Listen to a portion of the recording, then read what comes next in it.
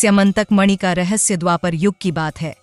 एक समय भगवान श्री कृष्ण की नगरी द्वारिका में लोगों के बीच एक ही बात चल रही थी कि क्या सच में श्री कृष्ण ने स्यमंतक मणि को अपने प्रजा के एक व्यक्ति से चुराया होगा। आखिर क्या थी स्यमंतक मणि, क्या था उसका रहस्य जिसके चलते श्री कृष्ण का होगा अपने रामायण काल के भक्त जामवंत से युद्ध, वही जामवंत जो रामायण काल में प्रभु राम की वानर सेना में से एक थे, पर अब अपने ही प्रभु से युद्ध करने वाले थे। इतना ही नहीं, इस मणि के चलते श्री कृष्ण के 2 विवाह भी हुए थे। आइए जानते हैं इन सभी घटनाओं के पीछे का रहस्य। श्री कृष्ण की द्वारिका नगरी में एक सत्राजित नाम का धनवान व्यक्ति रहता था, जिसके पास यह स्यमंतक मणि थी। यह स्यमंतक मणि उसे सूर्य देवता से प्राप्त हुई थी, क्योंकि वह सूर्य देवता का भक्त था। इस स्यमंतक मणि को जब प्रतिदिन सूर्य देवता की पूजा करते समय रखता था, तो इस मणि से कई किलो सोना निकलता था। इस अद्भुत मणि की बात पूरे द्वारिका में फैल गई थी। तब द्वारिका के राजवंश यानी कि श्री कृष्ण के मंत्रियों ने चाहा कि सत्राजित इस मणि को यदुवंशियों के राजा उग्रसेन को दे दे, किंतु सत्राजित ने इसे देने से मना कर दिया। सत्राजित के इस दुस्साहस से श्री कृष्ण के मंत्री क्रोधित हो गए थे, किंतु श्री कृष्ण ने उन्हें समझा बुझाकर शांत किया और स्यमंतक मणि को सत्राजित के पास ही रहने देने के लिए कहा। कुछ समय ऐसे ही बीता। तब सत्राजित का भाई, जिसका नाम प्रसेनजीत था, वह एक दिन शिकार खेलने वन में गया। तब उस मणि को अपने साथ वन में ले गया था, क्योंकि उसे डर था कि उसके ना रहने पर द्वारिका के राजवंशी लोग आकर सत्राजित से उस मणि को छीन लेंगे। वन में शिकार खेलने गए प्रसेनजीत का शिकार एक सिंह ने कर लिया और प्रसेनजीत को मार डाला।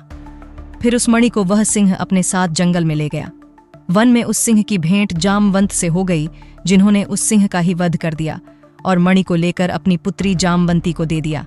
उधर जब सत्राजित को अपने भाई की मृत्यु का पता चला, तब उसे लगा कि द्वारिकाधीश श्री कृष्ण ने ही उस मणि को बलपूर्वक प्राप्त करने के लिए उसके भाई का वध करवाया है और उस मणि को चुरा लिया है। सत्राजित ने जब श्री कृष्ण पर यह आरोप लगाया, तो यह बात पूरे द्वारिका में फैल गई और यह बात फैलते फैलते श्री कृष्ण और उनके मंत्रियों तक भी पहुंची। तब श्री कृष्ण ने अपने ऊपर लगे इस आरोप को मिटाने का स्वयं ही निश्चय किया और खुद अपने मंत्रियों और नगर के लोगों के साथ वन के उस स्थान पर पहुंच गए जहां पर सत्राजित के भाई प्रसेनजीत का वध हुआ था। श्री कृष्ण ने उस स्थान को अच्छे से देखा। तब उन्हें सिंह के पंजों के चिन्ह देखने को मिले। उन चिन्हों के पीछे पीछे चलते हुए वे सभी एक गुफा के पास पहुंच गए। गुफा के मुख के पास उन्होंने अपने सभी लोगों को रुकने का आदेश दिया और स्वयं अकेले ही उस गुफा के अंदर प्रवेश कर गए। उस गुफा के अंदर रामायण काल में प्रभु राम के सेवक रह चुके जामवंत जी रहते थे, जो कि इस धरती पर प्रभु श्री राम के फिर से अवतार लेने की ही प्रतीक्षा कर रहे थे। किंतु विधि का विधान कुछ ऐसा था कि जब वह अपने प्रभु से द्वापर युग में फिर से मिलते हैं, तो श्री कृष्ण को पहचान नहीं पाते हैं और प्रभु को प्रणाम करने के स्थान पर कुछ और ही घटित हो जाता है। जब श्री कृष्ण उस गुफा के अंदर पहुंचते हैं, तब वह देखते हैं कि स्यमंतक मणि एक स्त्री के हाथ में है, जो कि कोई और नहीं बल्कि जामवंत की पुत्री जामवंती थी। श्री कृष्ण उस मणि को मांगते हैं, किंतु जामवंत उसे देने से मना कर देते हैं, यह कहकर कि उन्होंने उस मणि को एक सिंह को वन में मारकर प्राप्त किया है, इसलिए यह अब उनकी संपत्ति है।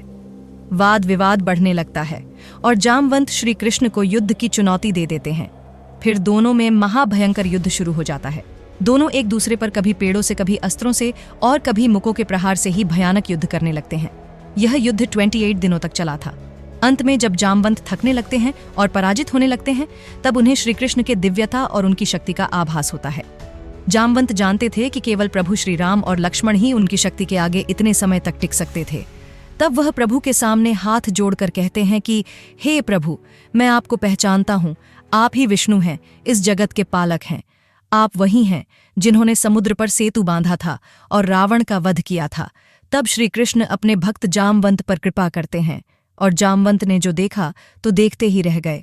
उनकी आंखों के सामने वही परम सुंदर, परम मनोहर छवि थी, जिसे देखकर वानर सेना युद्ध के सभी थकान को भूल जाया करती थी।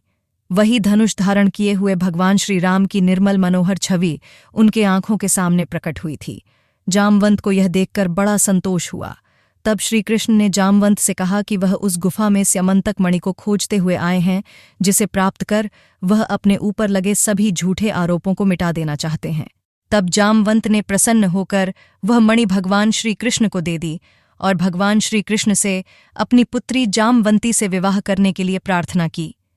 भगवान ने उनकी यह प्रार्थना स्वीकार कर ली और जामवंती से विवाह कर लिया। इस प्रकार जामवंती और श्री कृष्ण का विवाह हुआ और श्री कृष्ण उस मणि को लेकर वापस अपने नगर में देवी जामवंती के साथ आ गए। भगवान श्री कृष्ण ने उस स्यमंतक नाम की मणि को सत्राजित को पुनः वापस दे दिया। जब सत्राजित को इस पूरी घटना के विषय में पता चला तब उसे बहुत ही दुख हुआ और अपने किए पर बहुत ही पछतावा हुआ कि उसने व्यर्थ में ही श्री कृष्ण पर चोरी का आरोप लगा दिया। जब वह मणि लेकर अपने घर पर वापस आया तब श्री कृष्ण पर झूठे आरोप लगाने की बात को सोचकर बहुत ही दुखित था। तब उसने उस मणि को भगवान श्री कृष्ण को ही देना उचित समझा और साथ ही में भगवान श्री कृष्ण से अपनी पुत्री सत्यभामा से विवाह करने की प्रार्थना की। इस तरह श्री कृष्ण का देवी सत्यभामा से विवाह हुआ। देवी सत्यभामा वही देवी हैं जिनके लिए श्री कृष्ण पारिजात वृक्ष को स्वर्ग से धरती पर लाए थे। तो यही रहस्य था स्यमंतक मणि का, जिसके चलते श्री कृष्ण का जामवंत से युद्ध हुआ और फिर देवी सत्यभामा और जामवंती से उनका विवाह हुआ। आशा करते हैं वीडियो आपको अच्छा लगा होगा। आप चैनल को सब्सक्राइब कर सकते हैं ऐसी और भी वीडियो देखने के लिए। जय श्री कृष्णा मित्रों, हर हर महादेव।